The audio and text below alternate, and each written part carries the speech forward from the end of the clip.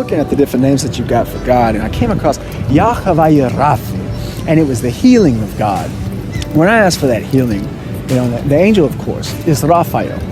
But actually, the healing of it goes on within the spirit. And so we mentioned with the Ruach Adonai Yahavaya and having the Lord God with you changes the dynamics of your situation. Sometimes you can look at the way that you end up feeling in this world, and it changes how you are. So they did a test, and what they ended up doing was looking at water molecules where they would say that they loved it. It turns out that this ended up building these beautiful water molecules. When we end up allowing for God to be pleased with our actions, when we please Jesus Christ, actually, literally begging God that you can do everything in this world to please Him and to be able to be in accord with His will and have your will and His line up.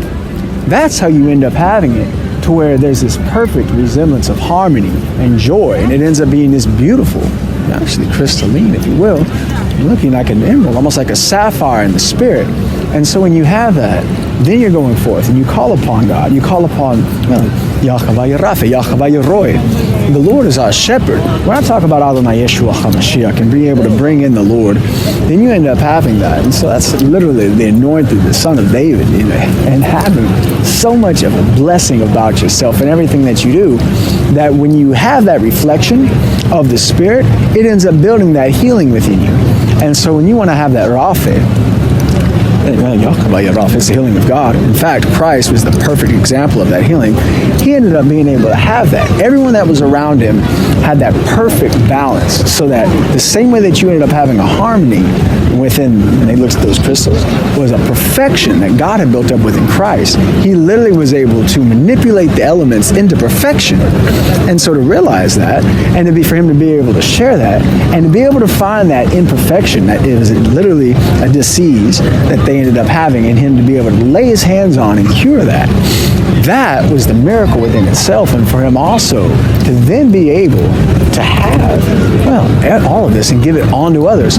You realize that when he ended up saying that, I'm going to give you the power to do even mightier works than these, that those apostles could do that same healing, that they were able to change that. And so when you look at this, and it's looking for that love through God, the way that I end up having it to where I get that vibration, I pray about God. I look at Christ Jesus, and I look at, the Spirit of the Lord God, and I ask for God to come into my life. I ask for His joy and His blessing, His peace, His goodness, everything, and I receive it. I end up having that. And not only that, but I get strength. I have more wisdom. I have more understanding, more knowledge than I used to. Now I realize that I am still a fool, but it said that the apostles are made fools most of all. And this is that God ends up having a way to where when you realize that you don't know anything, that's how you're able to gain everything.